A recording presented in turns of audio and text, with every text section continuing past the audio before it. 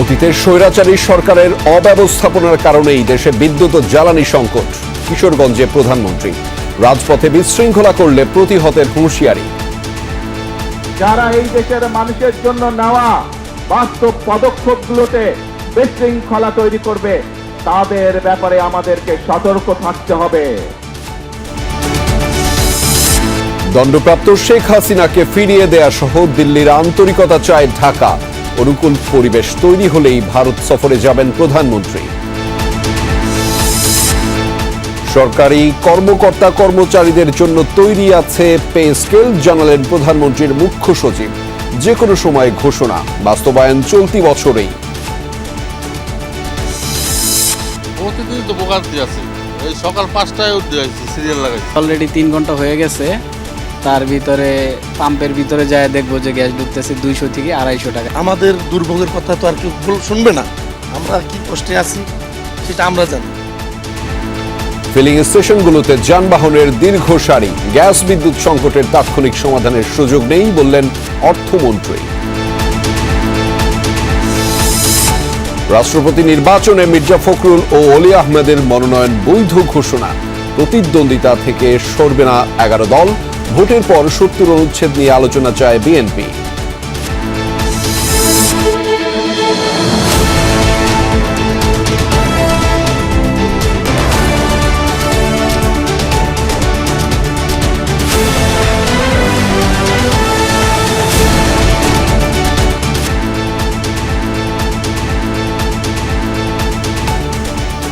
দর্শক, আমন্ত্রণ সন্ধ্যার বাংলাদেশের আয়োজনে আপনাদের সঙ্গে আছি আমি আহমেদ রেজা। এতক্ষণ শিরোনাম দেখছিলেন, এবার জানাচ্ছি বিস্তারিত। অস্ট্রেলিয়ার মাটিতে জয়কে বাংলাদেশের ক্রিকেট ইতিহাসের সেরা জয় বলছেন নাজমুল শান্ত। এই জয় একটা বার্তা, ভবিষ্যতে আরও খেলার সুযোগের প্রত্যাশা টাইগার অধিনায়কের। পা মাটিতে রেখে পরের টেস্টে রাখতে চান চোখ। এমন জয়ের পর পুরো দলকেই ম্যাচ সেরা বলছেন নাজমুল শান্ত। হাসি মুখে টিম বাসের উদ্দেশ্যে টিম বাংলাদেশ। ডারউইনে একটা ঐতিহাসিক স্মৃতি ফ্রেমবন্দি করেই যে বিদায় নিচ্ছে টাইগার ক্রিকেটাররা। হাসান মাহমুদ, তানজিদ তামিম, মেহেদী মিরাজরাজে এক ভিন্ন গল্প লিখে গেছেন এই মারারার বুকে। এমন জয়কে 3 ফরম্যাটেই নিজেদের ক্রিকেট ইতিহাসেই সেরা বলছেন বাংলাদেশ অধিনায়ক নাজমুল হোসেন শান্ত। দেশের ইতিহাসের সেরা জয়, বাট আমি বলবো যে এখনো আমরা ওইরকম এক্সপেরিয়েন্স দল না। বাট টেস্ট টিমটা আস্তে আস্তে ভালো অবস্থানে যাচ্ছে, অপরচুনিটিজ আছে। এই অপরচুনিটিস গুলো আমাদের কাজে লাগাইতে হবে এবং আমরা যেভাবে ক্রিকেট খেলতেছি, আমরা যদি এই অপরচুনিটিস গুলো কাজে লাগাই অবশ্যই ওই জায়গায় যাওয়া সম্ভব। এমন দাপুটে পারফরমেন্সে বিশ্ব ক্রিকেটকে বার্তা দিতে পেরে খুশি শান্ত। ভবিষ্যতে এমন কন্ডিশনে আরো বেশি টেস্ট খেলার প্রত্যাশা টাইগার অধিনায়কের। আমার মনে হয় আমরা ওয়ার্ল্ড ক্রিকেটকে একটা ভালো মেসেজ দিতে পেরেছি যে আমরা যে কোনো কন্ডিশনে ভালো খেলার অ্যাবিলিটি রাখি। সো আমার মনে হয় যে ভবিষ্যতে আমরা এরকম কন্ডিশনে আরো বেশি বেশি টেস্ট ম্যাচ খেলার সুযোগ পাবো এবং আমাদেরকে ইনভাইট করা হবে। কারণ ওই সুযোগটা যখন আমরা পাবো তখন আমাদের স্কিলটা আমরা শো করতে পারবো। টেস্ট চ্যাম্পিয়নশিপের ফাইনাল খেলার সুযোগও আছে বাংলাদেশের সামনে, তবে পা মাটিতে রেখে পরের ম্যাচে চোখ নাজমুল শান্ত। পয়েন্ট টেবিল দেখেন, অবশ্যই আমাদের অপরচুনিটিস আছে, বাট আমি ক্যাপ্টেন হয়ে একটা কথা বলি সবসময় ড্রেসিং রুমে, যে খুব বেশি দূরে চিন্তা না করি আমরা কিভাবে এই সিরিজটা ভালো খেলতে পারি বা এই টেস্ট ম্যাচটা ভালো খেলতে পারি, এটা ইম্পর্টেন্ট। এমন জয় পুরো দলকে নিয়েই গর্বিত শান্ত। টেলেন্ডারদের একটু বাড়তি কৃতিত্ব দিলেন টাইগার অধিনায়ক। অস্ট্রেলিয়ার মাটিতে এমন ঐতিহাসিক জয়কে বাংলাদেশের ক্রিকেট ইতিহাসের সেরা জয় আখ্যা দিয়েছেন অধিনায়ক নাজমুল হোসেন শান্ত। এমন দুর্দান্ত পারফরমেন্সের কৃতিত্বটা দিয়েছেন পুরো দলকেই। এমন জয়ের পর এখন সিরিজ জয়ের হাতছানি আছে বাংলাদেশের সামনে, সেটা জানেন টাইগার অধিনায়ক। তবে পা মাটিতে রেখে বাংলাদেশ সেরাটা দিতে চায়, এমনটাই জানালেন নাজমুল হোসেন শান্ত। হাসান আল মারুফ, যমুনা স্পোর্টস, ডারউইন, অস্ট্রেলিয়া। বাংলাদেশের অজিবদ আলোড়ন তুলেছে সবখানে। এই টেস্ট হার অস্ট্রেলিয়ার ক্রিকেটের জন্য অপমানজনক বলে মনে করেন রিকি পন্টিং, ম্যাথু হেডিনরা। পন্টিং তো দলে পরিবর্তন আনার কথাও বলেছেন। বাংলাদেশের এই জয়ে উচ্ছ্বসিত ধারাভাষ্যকার Ian Bishop. Australia has been humiliated on home soil, belted by 9 wickets against Bangladesh. অস্ট্রেলিয়াকে রীতিমতো হিউমিলেট করেছে বাংলাদেশ, এমন দাবি করেছে অসি গণমাধ্যম। বাংলাদেশের ঐতিহাসিক জয় তাই শত্রুর ডেরায়ও আলোড়ন তুলেছে, টাইগারদের প্রাপ্য সম্মান দিয়েছে। বাংলাদেশকে টেস্ট জুড়েই সম্মানিত করেছেন রিকি পন্টিং। কমেন্ট্রি বক্সে থাকা পান্টার বলেছেন এই টেস্ট হার অজিদের জন্য অপমানজনক, এমনকি সিলেক্টরদের প্রতি তার আহ্বান এই ম্যাচের পর তারা যেন নড়ে চড়ে বসেন। সত্যি বলতে বাংলাদেশ এত ভালো ক্রিকেট খেলবে এটা আমি একদমই আশা করিনি। বাংলাদেশ দল সত্যি আমাকে অবাক করেছে। তারা প্রতিটি বিভাগে অস্ট্রেলিয়াকে দাপটের সঙ্গে হারিয়েছে এবং এই জয় তাদের প্রাপ্য ছিল। অস্ট্রেলিয়ার ব্যাটাররা ফাস্ট বোলারদের বিপক্ষে পুরোপুরি অসহায় হয়ে পড়েছিল। কিছু জায়গায় পরিবর্তন আনার সময় এসেছে, খুব সম্ভবত এটা ওপেনিংয়ে বা 3-এ। বাংলাদেশের কাছে এই হার অজিদের জন্য লজ্জাজনক, এমন দাবি করেছেন সাবেক ওপেনার ম্যাথিউ হেইডেন, যদিও টাইগারদের কৃতিত্ব দিতে ভোলেননি। অস্ট্রেলিয়ার কাছ থেকে আমি এমন পারফরম্যান্স কখনোই আশা করিনি। অস্ট্রেলিয়ার ক্রিকেটের জন্য এটি সত্যি অত্যন্ত লজ্জাজনক একটি মুহূর্ত। বাংলাদেশের পুরো দলকে কৃতিত্ব দিতেই হয়, তারা দুর্দান্ত ক্রিকেট খেলেছে। বাংলাদেশের এই জয়ে উচ্ছ্বসিত ধারাভাষ্যকার ইয়ান বিশপ, পাশাপাশি এটাও বলেছেন যারা এতদিন বাংলাদেশের অর্জনকে খাটো করার চেষ্টা করেছে, বাংলাদেশের এই জয় তাদের বিরুদ্ধে চপেটাঘাত। বাংলাদেশ ক্রিকেট এবং বাংলাদেশের জনগণের জন্য এটি অত্যন্ত তাৎপর্যপূর্ণ অর্জন। যারা আগে তাদের প্রাপ্য প্রশংসা বা স্বীকৃতি দিতে কার্পণ্য করেছে, তাদের কাছ থেকে এখন যথাযথ সম্মান ও স্বীকৃতি পাওয়ার পূর্ণ অধিকার তাদের রয়েছে। বাংলাদেশকে প্রশংসায় ভাসিয়েছেন কেইভিন পিটারসন, অ্যাঞ্জেলো ম্যাথিউসের মতো ক্রিকেট কিংবদন্তিরা, সেটাই তো স্বাভাবিক। আফনান পিয়াল, যমুনা স্পোর্টস। অস্ট্রেলিয়ার মাটিতে ঐতিহাসিক টেস্ট জয় টাইগারদের অভিনন্দন জানিয়েছেন প্রধানমন্ত্রী তারেক রহমান। এ সময়ের কথা বলেন অধিনায়ক নাজমুল হোসেন শান্ত সহ পুরো দলের সাথে। কনফারেন্স কলে যুক্ত ছিলেন বিসিবি সভাপতি তামিম ইকবালও। বাংলাদেশে অপেক্ষা করছি আপনাদেরকে ওয়েলকাম করার জন্য। সবার শরীর ভালো আছে তো? সবাই ইন গুড হেলথ? একটু হবে, হ্যাঁ স্বাভাবিক। ঠিক আছে, আসেন আপনারা সবাই সুস্থভাবে আসেন। বাংলাদেশের মানুষ অপেক্ষা করছে আপনাদেরকে ওয়েলকাম করার জন্য। Again, congratulations.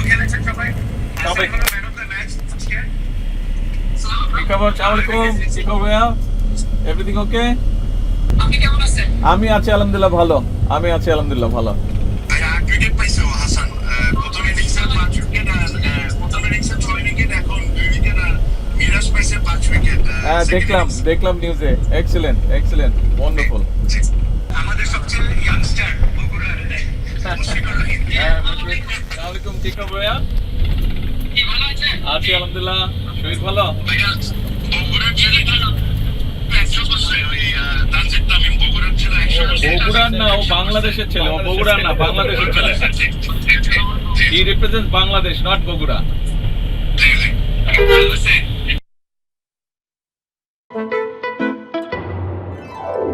মুখে তো হাসি ফুটবেই, কারণ এটা পুষ্টি আটার সুস্বাদু রুটি, তাই এর সাথে যাই খাবেন অসাধারণ টেস্ট পাবেন।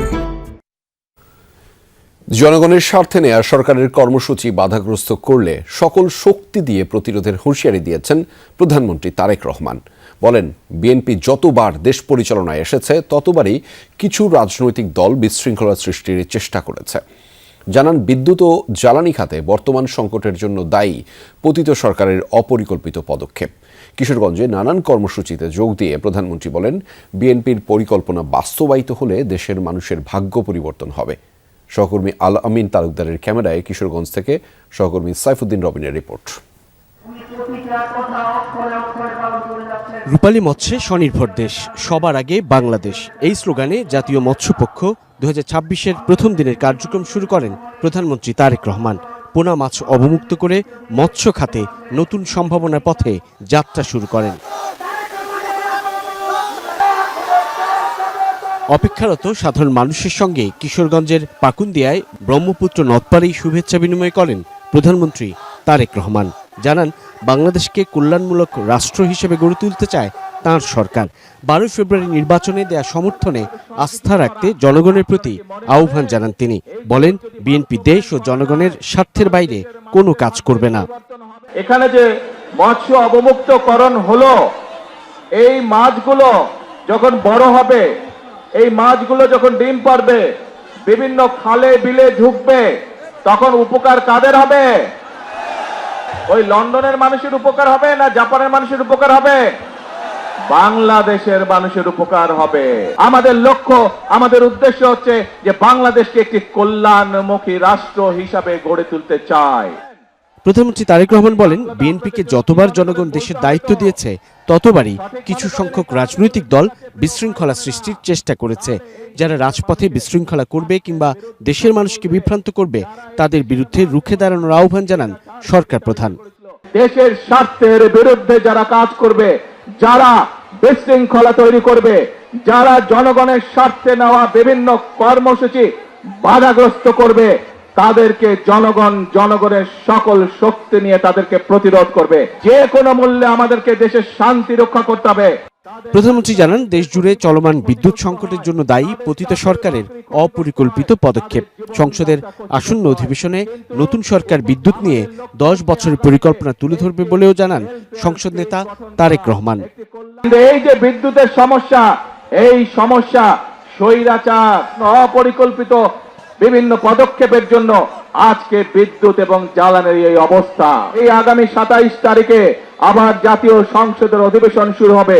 জাতীয় সংসদের মধ্যে উপস্থাপন করবে কিভাবে আমরা ইনশাআল্লাহ আগামী 10 বছর এই দেশের বিদ্যুৎ সমস্যার সমাধান করব।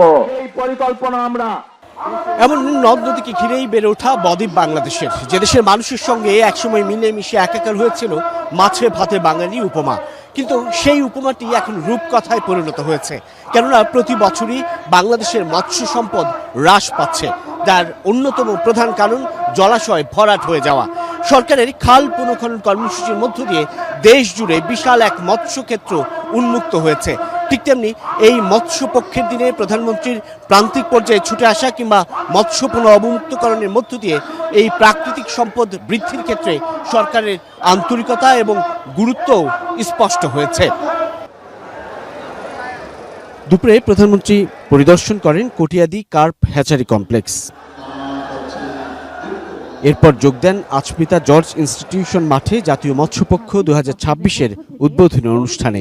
মৎস্য চাষ ও এই খাতে গবেষণা সহ বিভিন্ন অবদান রাখা 14 জনের হাতে তুলে দেন জাতীয় মৎস্য পদক 2026। বক্তব্যে প্রধানমন্ত্রী বলেন, দেশের 14 লক্ষ নারী ও 2 কোটি মানুষ প্রত্যক্ষ পরোক্ষভাবে মৎস্য খাতের উপর নির্ভরশীল। মৎস্য চাষীদের কৃষক কার্ডের আওতায় আনার কথা জানিয়ে সরকার প্রধান বলেন, জেলেদের পরিচয়পত্র প্রদান ও নিবন্ধন কার্যক্রম অব্যাহত রয়েছে। মৎস্য চাষীদেরকে কৃষক কার্ডের আওতায় আনা হবে এবং হয়েছে এর মধ্যে। একই সঙ্গে জেলেদের পরিচয়পত্র প্রদান ও নিবন্ধন কার্যক্রম চলমান রয়েছে। জলজ সম্পদ সংরক্ষণ ও পরিবেশ বান্ধব টেকসই মৎস্য চাষের আহ্বান জানিয়ে জাতীয় মৎস্যপক্ষ 2026-এর উদ্বোধন করেন প্রধানমন্ত্রী তারেক রহমান। সাইফুদ্দিন রবিন, যমুনা নিউজ, কিশোরগঞ্জ। দেশকে কল্যাণমুখী রাষ্ট্রে পরিণত করতে চায় সরকার। বেগম খালেদা জিয়ার পথ ধরে স্নাতক পর্যন্ত নারীদের বিনামূল্যে শিক্ষা নিশ্চিত করবে বর্তমান সরকার। কিশোরগঞ্জে ফ্যামিলি কার্ড ও ধর্মীয় নেতাদের ভাতা প্রদান অনুষ্ঠানে এসব কথা বলেছেন প্রধানমন্ত্রী তারেক রহমান। কিশোরগঞ্জ পুরাতন স্টেডিয়ামে নারীদের জন্য ফ্যামিলি কার্ড বিতরণ ও ধর্মীয় নেতাদের ভাতা প্রদান করেন প্রধানমন্ত্রী তারেক রহমান। পাশাপাশি বিভিন্ন জটিল রোগে আক্রান্ত ব্যক্তি, নির্বাচিত দুস্থ ও অসহায় প্রতিবন্ধী ব্যক্তিদের অর্থ সহায়তা এবং নির্বাচিত মেধাবী শিক্ষার্থীদের এককালীন শিক্ষা সহায়তা প্রদান করেন প্রধানমন্ত্রী। বলেন, নারীদের শিক্ষার পাশাপাশি অর্থনৈতিকভাবে আত্মনির্ভরশীল করে তোলার পদক্ষেপ নিয়েছে সরকার। শুধু মুখের কথার রাজনীতি নয়, বাস্তবধর্মী রাজনীতি করে বিএনপি যারা বিভ্রান্ত সৃষ্টি করছে, গত 17 বছর ধরে তাদের রাজপথে দেখা যায়নি বলেও অভিযোগ করেছেন তিনি। দেশে অনেক বিভ্রান্তকারী আছে, অনেক রটনাকারী আছে। এদের ব্যাপারে আমাদেরকে সতর্ক থাকতে হবে, দেখতে হবে এরা অতীতে কি করেছে।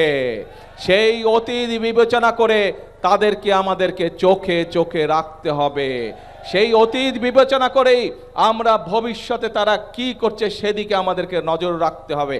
প্রধানমন্ত্রী তারেক রহমানের দিল্লি সফরের জন্য আবারও অনুকূল পরিবেশ তৈরির তাগিদ দিয়েছে পররাষ্ট্র মন্ত্রণালয়।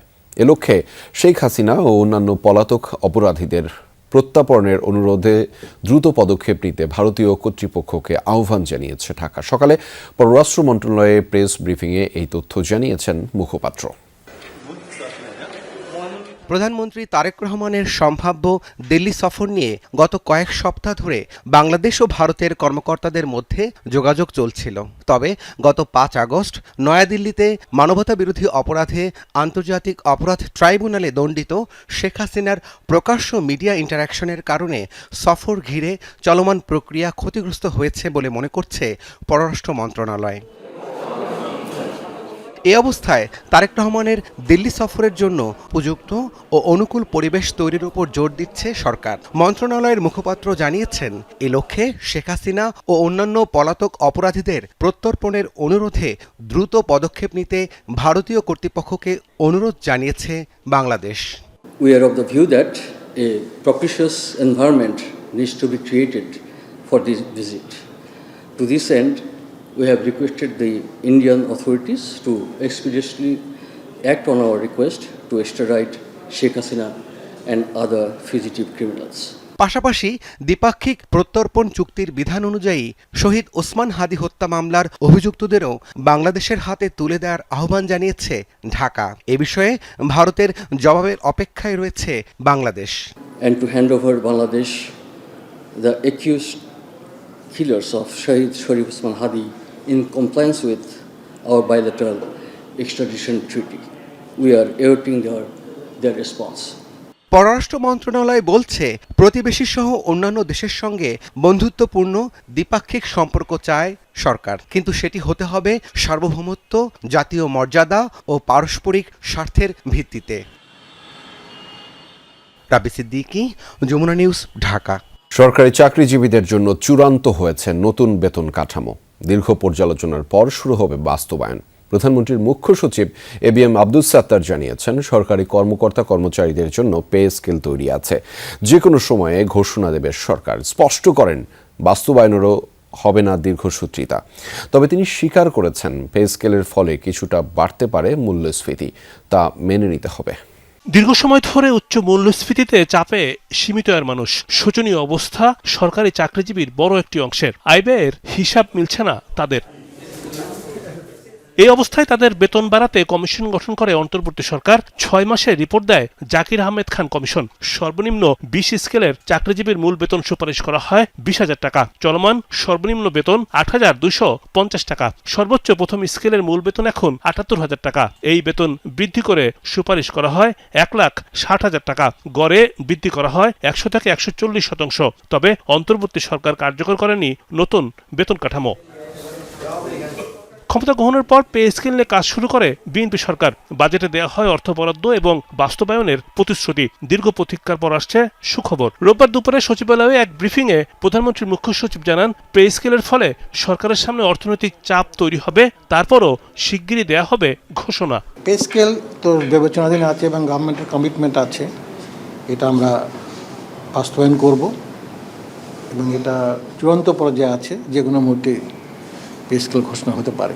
বেতন বৃদ্ধির ফলে উস্কে যাবে মূল্যস্ফীতি স্বীকার করে মুখ্য সচিব বলেন, এটি মেনে নিতে হবে। মূল্যস্ফীতির সঙ্গে সামঞ্জস্য রেখে তাদের বেতন বাড়াতে হবে। এটা হয়তো জনগণের জন্য একটু কষ্টকর হবে, কিন্তু এটা তো ঠিক যে কর্মকর্তা কর্মচারীরা তারা তাদের মূল্যস্ফীতির সঙ্গে জীবনযাত্রার যে সমন্বয় সেটা দাবি করে। বর্তমানে সরকারি কর্মচারী এবং পেনশনভোগীর সংখ্যা প্রায় 20 লাখ। বেতন ভাতা বাবদ বছরে ব্যয় হচ্ছে 1,30,000 কোটি টাকার বেশি। রিমন রহমান, যমুনা নিউজ, ঢাকা। রাজধানীর সিএনজি ফিলিং স্টেশনগুলোতে আজও গ্যাসের তীব্র সংকট ছিল। কোথাও ঘন্টার পর ঘন্টা লাইনে দাঁড়িয়েই মিলছিল না গ্যাস। স্বল্প চাপের কারণে অনেক ফিলিং স্টেশন বন্ধ রাখা হয়েছে। এতে বিপাকে চালক ও পরিবহন খাত সংশ্লিষ্টরা। যে কয়টি পাম্প চালু আছে সেগুলোও চলছে ধুকে ধুকে। গ্যাসের চাপ না থাকা এবং সরবরাহ বন্ধ থাকায় রাজধানীর বেশিরভাগ ফিলিং স্টেশন বন্ধ রয়েছে। সপ্তাহের প্রথম কর্মদিবসে গ্যাস সংকটে ভোগান্তি কয়েক গুণ বেড়েছে। যেসব পাম্পে গ্যাস আছে সেখানে পর্যাপ্ত চাপ নেই, তাই ঘন্টার পর ঘন্টা লাইনে দাঁড়িয়েও চাহিদা মতো গ্যাস নিতে পারছেন না পরিবহন চালক মালিকরা। আজকে সকাল 6টার সময় কয়টার সময় কি গ্যাস হয় তা ফুল গ্যাস পাবো না নেই। প্রতিদিন তো ভোগান্তি আছে, এই সকাল 5টায় উঠে যাইছি, সিরিয়াল লাগাইছি। অলরেডি 3 ঘন্টা হয়ে গেছে, তার ভিতরে পাম্পের ভিতরে যায় দেখবো যে গ্যাস ঢুকতেছে 200 থেকে 250 টাকা। আমাদের দুর্ভোগের কথা তো আর কেউ শুনবে না, আমরা কি কষ্টে আছি সেটা আমরা জানি। আমাদের অফিস 9টায়, এখন কেমন যেমন সমস্যার মধ্যে আছি, তেলও পাচ্ছি না, যে তেলও মানে আমাদের সীমিত দেয়। গ্যাসের জন্য আমাদের 14 ঘন্টা 15 ঘন্টা 18 ঘন্টা 20 ঘন্টা পর্যন্ত ডিউটি করা লাগে। যে কয়টি পাম্পে গ্যাস মিলছে সেখানেও করুণ দশা। দীর্ঘ অপেক্ষার পর সিলিন্ডারে ঢুকছে সামান্য গ্যাস। এই সংকটে সবচেয়ে বেশি বিপাকে সিএনজি অটোরিকশা ও রাইড শেয়ারিং সেবায় যুক্ত চালকরা। গ্যাস না পাওয়ায় কমেছে আয় রোজগারও। ওভারে গাড়ি চালাই, ভোর 4টা থেকে সিরিয়াল দিছি, আমি একদম তেলে চালাই আইছি, তো আমার মাত্র 296 টাকার গ্যাস ঢুকছে। গ্যাস পাচ্ছি না, এই লাইন দিয়ে এসে 200 টাকার গ্যাস পাইলাম, মানে এদিকে কি করবো সারাদিনে বসছি। আমার যে গ্যাস পাইছি এটা তো মনে করেন যে আধা ঘন্টা চললেই শেষ। যে গ্যাসটা পাই, এই গ্যাসটা দিয়ে আমরা জমা উঠাবো করতে আর সংসার চালাবো করতে। 2টো টিপ মারলে আমার গ্যাস ঘুরে যায়। 6 টাকা মনে ঢুকছে, 3 টিপ কি 4 টিপ মারতে পারবো। জমা দিতে গেলে মা 100 কম নেব না। পাম্প কর্তৃপক্ষও এই সংকটে বেশ বিব্রত। ব্যবসা টিকিয়ে রাখতেই হিমশিম খাচ্ছেন অনেক মালিক। একদম ভয়াবহ অবস্থা, আসলে তো গ্যাসই নাই। আপনার যে গ্যাসটা চালকরা পাবে কোথা থেকে? গ্যাস তো বন্ধ অলরেডি। যারা ওই রেন্টে চালায় তাদেরকে মানে হাহাকার অবস্থা, তাদেরকে চালানোর জন্য আমরা কিছু একটা মেশিন কাল চালাচ্ছি, আমরা বন্ধ করে থাকবো আমাদের, কারণে আমাদেরও একদমই পোষে না। দ্রুতই গ্যাসের সংকট কেটে যাবে এমনটাই প্রত্যাশা সবার। শওকত মঞ্জুর শান্ত, যমুনা নিউজ, ঢাকা।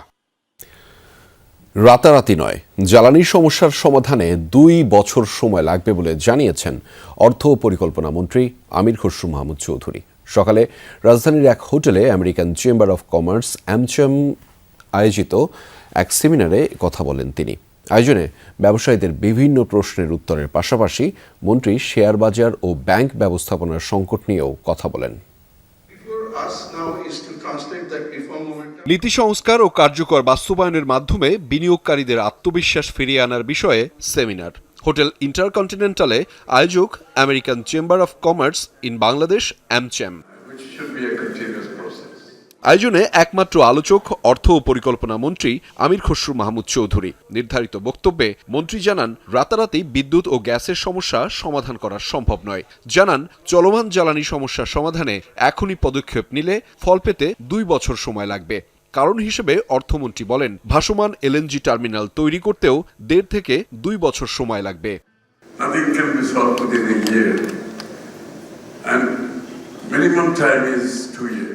আমি স্বীকার করছি, এসব সমস্যা রাতারাতি সমাধান সম্ভব নয়। বিদ্যুৎ ও গ্যাসের ক্ষেত্রে নতুন কোনো ব্যবস্থা নিলে তার সুফল পেতে অন্তত 2 বছর সময় লাগতে পারে। গ্যাস ও বিদ্যুৎ ছাড়া অর্থনীতি এগোতে পারে না। তবে সম্ভাব্য যেসব পদক্ষেপ নেওয়া যায় আমরা দ্রুত সেসব নিচ্ছি। দীর্ঘ সময় গ্যাস অনুসন্ধান করা হয়নি, এখন সেটা করা হচ্ছে। সৌর বিদ্যুৎ ও কয়লা নিয়ে কাজ হচ্ছে।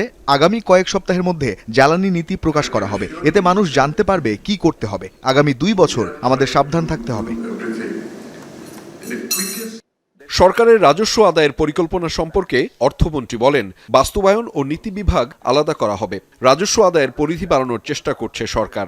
ছোট ব্যবসায়ীদের জন্য নির্দিষ্ট হারে কর আরোপ করা হবে।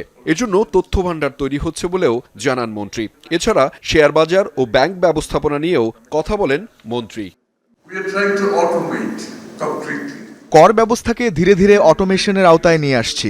এর ফলে মানুষের সরাসরি হস্তক্ষেপ কমবে এবং সেবা দ্রুত ও সহজ হবে। আমি মনে করি এটি বাস্তবায়িত হলে কর ব্যবস্থার অনেক সমস্যা কমে যাবে। শেয়ার বাজার নিয়ে সতর্ক সংকেত পাচ্ছিলাম, এরপর সেখানে পরিবর্তন আনা হয়েছে। আমাদের আরও বেশি তালিকাভুক্ত কোম্পানি দরকার। এছাড়া ব্যাংক খাতে মারাত্মক মূলধনের ঘাটতি আছে। এটা এত বেশি যে সরকারের পক্ষে পূরণ করার মতো নয়। খেলাপি ঋণের পরিমাণ অনেক বেশি, তাই অর্থায়নের বিকল্প উৎস দরকার। সভায় ব্যবসায়ীদের বিভিন্ন প্রশ্নের উত্তর দেন অর্থমন্ত্রী। ব্যবসা ও বিনিয়োগের পরিবেশ, প্রযুক্তি ও আইসিটি খাত এবং সরকারি সেবার ক্ষেত্রে আমেরিকানরা বহু বছর ধরে পরিবর্তনের কথা বলে আসছে। নতুন সরকার দায়িত্ব নেয়ার পর সেসব ক্ষেত্রে উন্নতি করার চেষ্টা করছে বলেও জানান অর্থমন্ত্রী। আহমেদ রেজা, যমুনা নিউজ, ঢাকা। রাষ্ট্রপতি পদে বিএনপি প্রার্থী মির্জা ফখরুল ইসলাম আলমগীর ও 11 দলীয় ঐক্যের প্রার্থী অলি আহমদের মনোনয়নপত্র বৈধ ঘোষণা করেছে নির্বাচন কমিশন। রোববার নির্বাচন ভবনে প্রার্থীদের প্রতিনিধিদের সামনে মনোনয়নপত্র বাছাইয়ের পর এই ঘোষণা দিয়েছেন নির্বাচনী কর্তা প্রধান নির্বাচন কমিশনার এম নাসির উদ্দিন। এ সময় বিএনপি নেতা গয়েশ্বরচন্দ্র রায় বলেছেন, সংবিধানের 70 অনুচ্ছেদ সংশোধনের বিষয়ে সংসদের পরের আলোচনা হতে পারে, রাষ্ট্রপতি নির্বাচনের আগে নয়।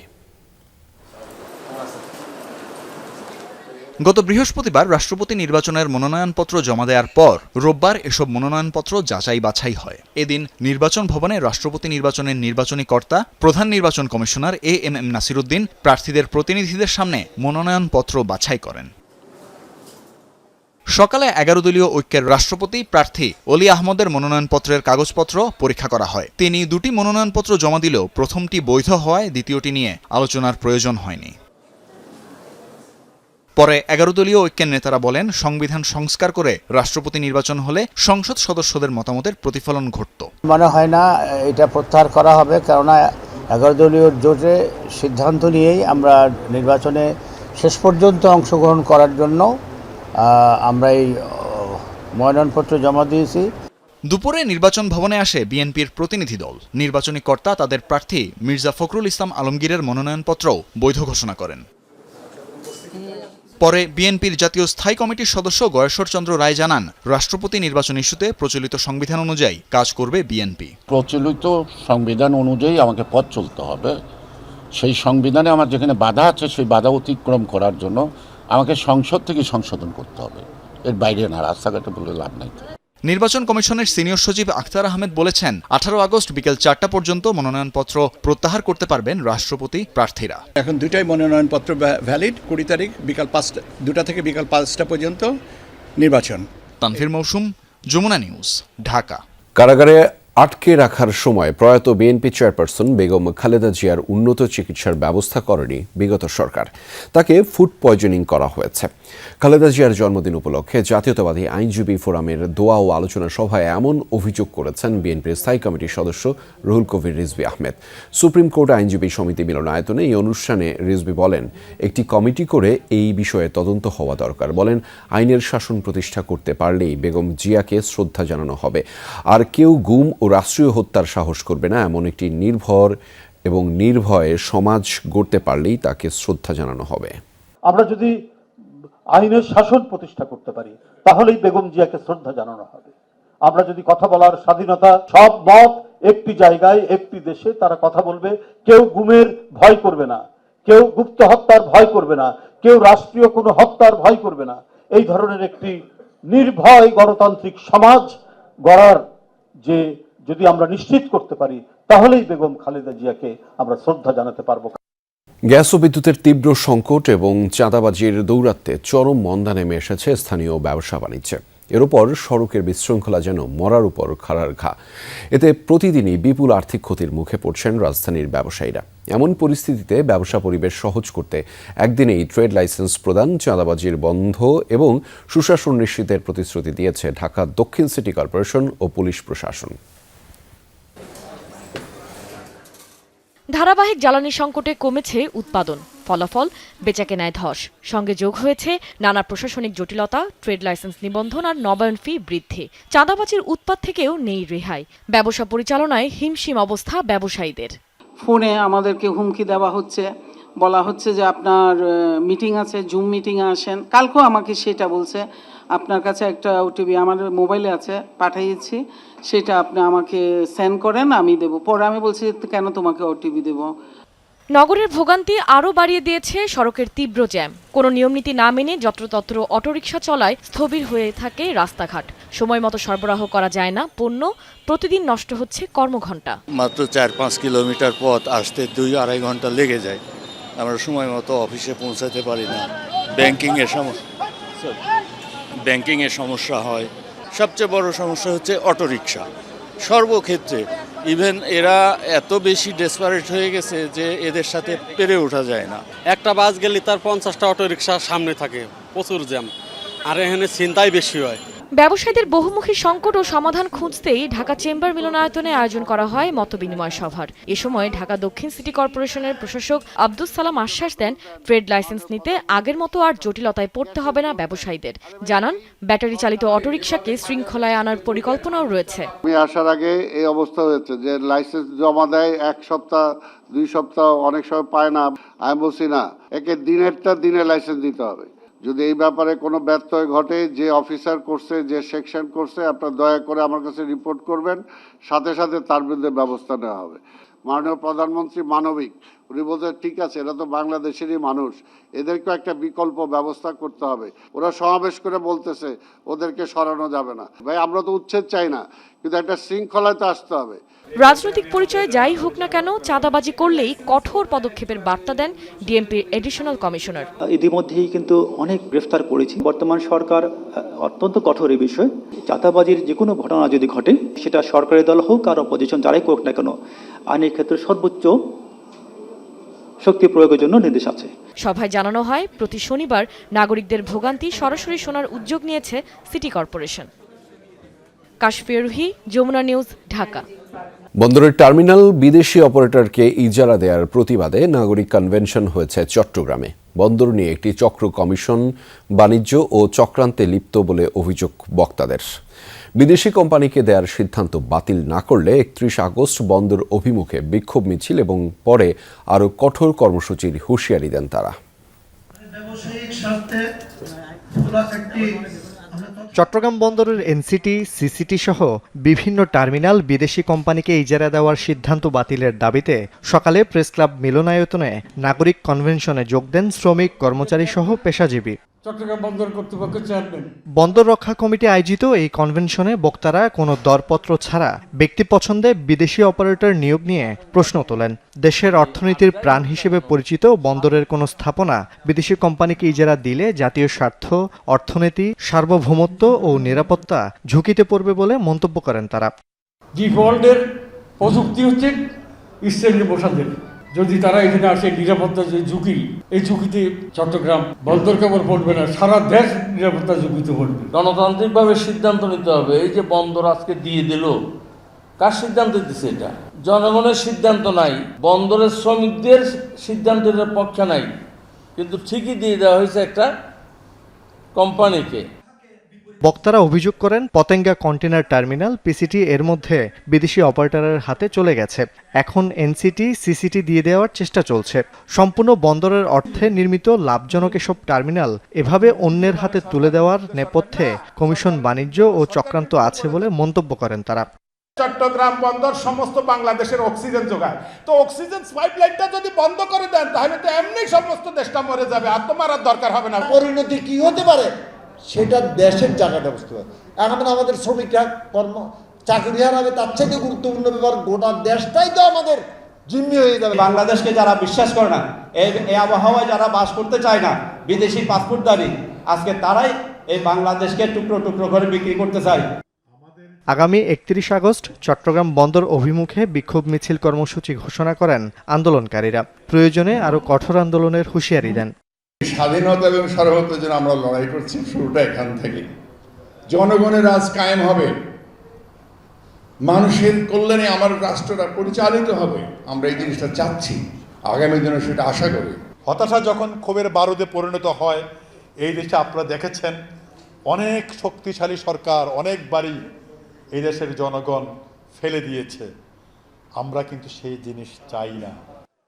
বিদেশি কোম্পানিকে ইজারা দেওয়ার প্রতিবাদে বেশ কিছুদিন ধরেই বিক্ষোভ, মশাল মিছিল, সভা সমাবেশ, গণ অনশন, অবস্থান কর্মসূচি, পদযাত্রা সহ নানা কর্মসূচি পালন করে আসছে বন্দর রক্ষা কমিটি। জুবায়েদ ইবনে শাহাদাত, যমুনা নিউজ, চট্টগ্রাম। গত 24 ঘন্টায় সারা দেশে হাম উপসর্গে 6 জন এবং ডেঙ্গুতে আক্রান্ত হয়ে 3 জন মারা গেছে। স্বাস্থ্য অধিদপ্তর থেকে প্রেস বিজ্ঞপ্তিতে এই তথ্য নিশ্চিত করা হয়েছে। এ নিয়ে গত 15 মার্চ থেকে এখন পর্যন্ত হামের উপসর্গে মারা গেছে 809 জন এবং নিশ্চিত হামে মৃত্যু 99 জনের। সব মিলিয়ে মৃত্যুর সংখ্যা 908। এদিকে দেশে গত 24 ঘন্টায় ডেঙ্গুতে আক্রান্ত হয়ে মারা গেছে 3 জন, এর মধ্যে পুরুষ 2 জন ও 1 জন নারী। একই সময় ডেঙ্গু আক্রান্ত 805 জন হাসপাতালে ভর্তি আছেন। এ নিয়ে চলতি বছরের জানুয়ারি থেকে এখন পর্যন্ত ডেঙ্গু ডুবুতে সারা দেশে 70 জন মারা গেছেন, তাদের মধ্যে 43 জন নারী ও 27 জন পুরুষ। গত 17 বছর ফ্যাসিস্ট সরকারের আমলে চিকিৎসা খাতে চরম অবহেলা ও লুটপাট করা হয়েছে, এমন মন্তব্য করেছেন স্বাস্থ্যমন্ত্রী সরদার মোহাম্মদ সাখাওয়াত হোসেন। সকালে ঝিনাইদহের মহেশপুর ও কোটচাঁদপুর উপজেলার স্বাস্থ্য কমপ্লেক্সে আকস্মিক পরিদর্শন শেষে সাংবাদিকদের কাছে এই মন্তব্য করেছেন তিনি। স্বাস্থ্যমন্ত্রী বলেন, আগামী 3 বছরের মধ্যে দেশের সকল উপজেলায় স্বাস্থ্য কমপ্লেক্স 151 শয্যা বিশিষ্ট করা হবে। চিকিৎসক সংকট রোধে সরকার দ্রুত পদক্ষেপ নিচ্ছে উল্লেখ করে মন্ত্রী বলেন, স্বাস্থ্য খাতকে গতিশীল করতে দেশে নতুন করে 5000 চিকিৎসক নিয়োগ দেয়া হচ্ছে। গত 17 বছর ফ্যাসিস্ট সরকার আমলে চিকিৎসা খাতকে মারাত্মকভাবে অবহেলা করা হয়েছে। সকল খাতেই লুটপাট করা হয়েছে, চিকিৎসা খাতেও লুটপাট করা হয়েছে। দায়বদ্ধতার অভাব ঘটেছে দেশে, যেই জন্য স্বাস্থ্যসেবা বিঘ্নিত হয়েছে। স্বাধীনতা দিবসে ভারতের জাতীয় গীত বন্দে মাতারাম অবমাননা করেছে বিরোধী দল কংগ্রেস। এমন অভিযোগ ঘিরে শুরু হয়েছে নতুন বিতর্ক।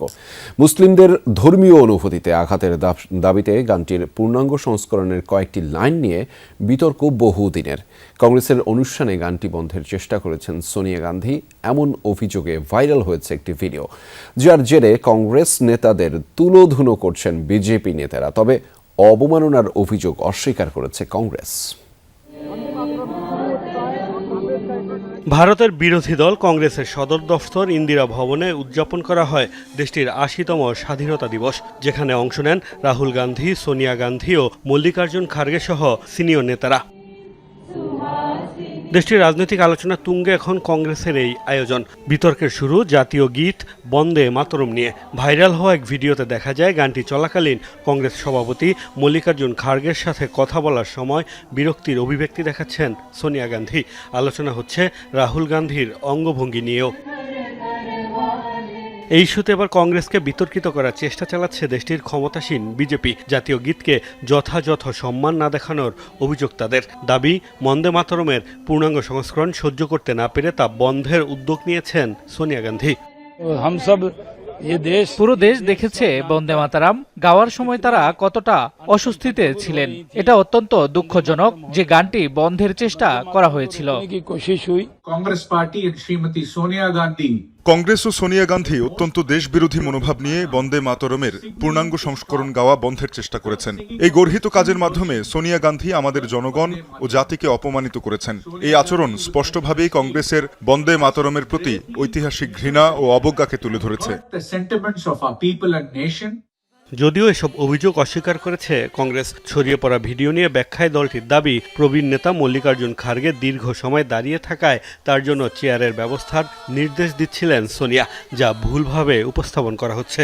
कांग्रेस वर्किंग कमेटी की बैठक हुई, পার্লামেন্টে বিষয়টি নিয়ে আলোচনা হয়েছিল বলেই ইন্দিরা ভবনে বন্দে মাতরম এর সম্পূর্ণ সংস্করণটি গাওয়া হয়েছিল। এ নিয়ে কোনো বিতর্কের অবকাশ নেই। কাউকে থামানোর বা বাধা দেওয়ার ঘটনাও ঘটেনি। কংগ্রেস সভাপতি দীর্ঘ সময় ধরে দাঁড়িয়েছিলেন, তাই সোনিয়া গান্ধীজি বলেছিলেন তার জন্য একটি চেয়ার এনে রাখা উচিত। বন্দে মাতরম গান নিয়ে ভারতে বিতর্ক ঐতিহাসিক। সম্প্রতি বিজেপির উদ্যোগে গানটিকে জাতীয় গীত হিসেবে আইনি সুরক্ষায় জাতীয় সম্মান অবমাননা প্রতিরোধ বিলের সংশোধনীও পাশ করা হয় পার্লামেন্টে।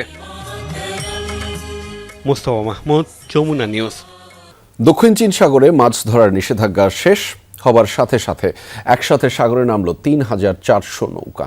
রোববার দেশটির গুয়াংডং প্রদেশের বন্দর থেকে মাছ ধরার উদ্দেশ্যে বের হয় নৌকাগুলি।